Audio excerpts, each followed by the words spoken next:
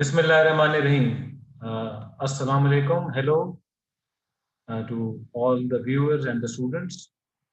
During this meeting, I'm going to discuss about the governance mechanism inside a company. Agency relationship also exists within the company, and the agency problems can arise between the levels of management. Agency problem can be reduced within the company by using two complementary governance mechanisms to align the incentives and the behaviors of the employees with those of the upper level management. These are strategic control system and incentive system.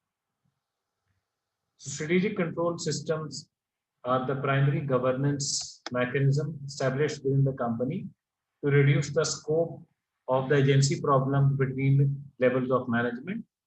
These systems are the formal target setting, measurement, and the feedback system that allow managers to evaluate whether a company is executing the strategies necessary to maximize in long-term profitability, and in particular, whether the company is achieving superior efficiency, quality, innovation, and customer responsiveness.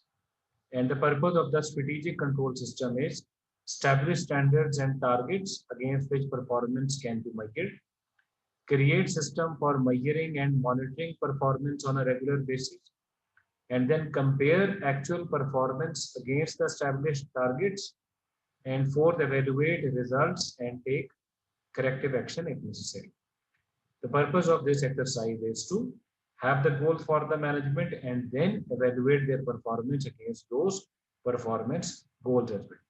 So in governance term, their purpose is to ensure that the lower level management or lower level managers as the agent of the top managers are acting in a way that is consistent with the top manager goal and which would be to maximize the wealth of stakeholders and subject to legal and ethical constraints. One increasingly influential model that guide manager the process of creating the right kind of strategic control system and to enhance the organizational performance is a balanced scorecard model. And balanced scorecard model is proposed by Kaplan and Norton. Let me go on the full slides.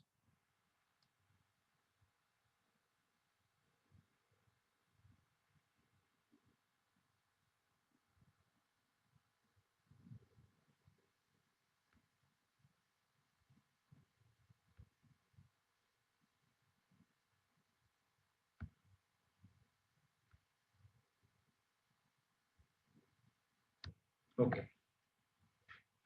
So according to the balanced scorecard model, आप देख सकते हैं manager have traditionally emphasized financial measures of the performance such as return on invested capital to gauge and evaluate the organization performance. Financial performance is extremely important, but it is not enough alone. If managers are to obtain a true picture of the company and the company's performance, so financial information must be supplemented with the performance measure that indicate how well an organization uh, has been achieving the four building blocks of the comparative advantage, which are the efficiency, quality, innovation, and responsiveness to the customer. And this is because the financial results simply inform strategic manager about the result of the decisions that have already taken. The other measures balance this picture of performance by informing manager about how reliably the organization has in place the building blocks to drive the future performance. One version of the balance scorecard has been shown here in the figure 11.4, and based on the organization mission and goals, strategic manager develop a set of the criteria for assessing performance according to the multiple perspectives, such as financial perspective. For example, the return on capital, cash flow, and the revenue growth. Okay, if you want to see the statement of the vision, what is the organization mission, vision statement?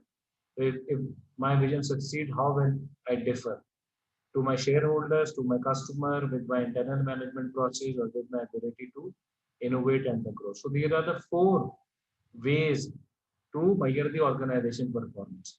Not only the financial perspective, but also the other perspective as well, customer perspective, internal management processes, internal procedure, internal perspective, innovation and the growth in the company, innovation and the learning perspective.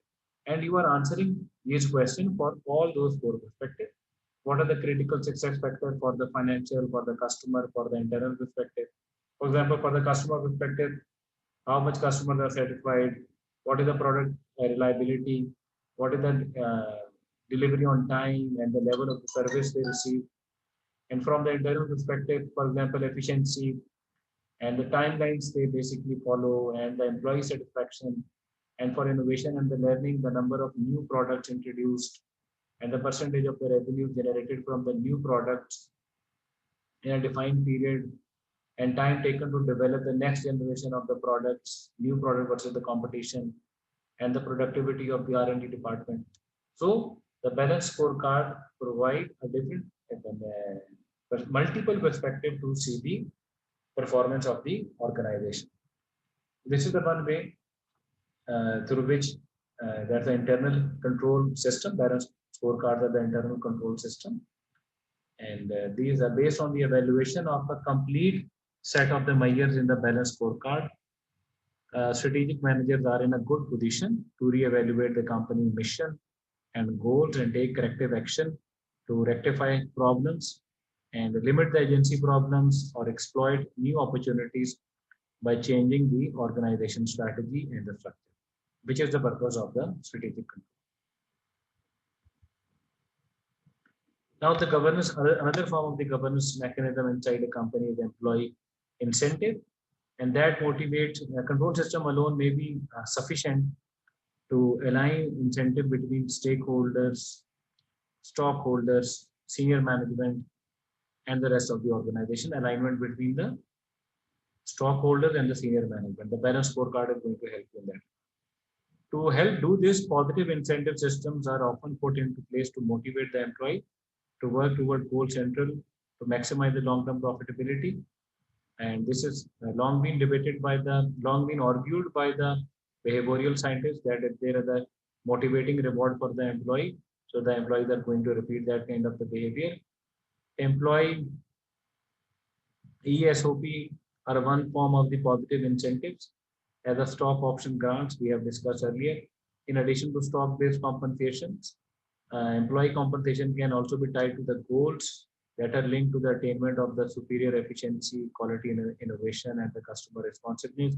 Stock option grants, that is another thing that if they are meeting their targets or they're getting stocks in the company. Bonus pay, incentives are tied to certain kind of the achievement of the goals. Bonuses can be annually, bonus can be tied to certain kind of event as well. So these are the different ways through which the companies are motivating their employees in the organization. So in this, so far we have discussed about the internal governance mechanism, external governance mechanism, and then we have discussed about different way through which the governance mechanism can be implemented to limit the agency problems and what are the stakeholders, what are the different kind of a stakeholder, what are their expectations, what are their inducements, and what are their contribution. So this chapter is about the implementation of the strategies and what kind of how can we address the agency problems when they are implementing the strategy in the organization. So in the coming videos, I'm going to discuss about chapter number 12. Okay, Allah Hafiz. And bye-bye.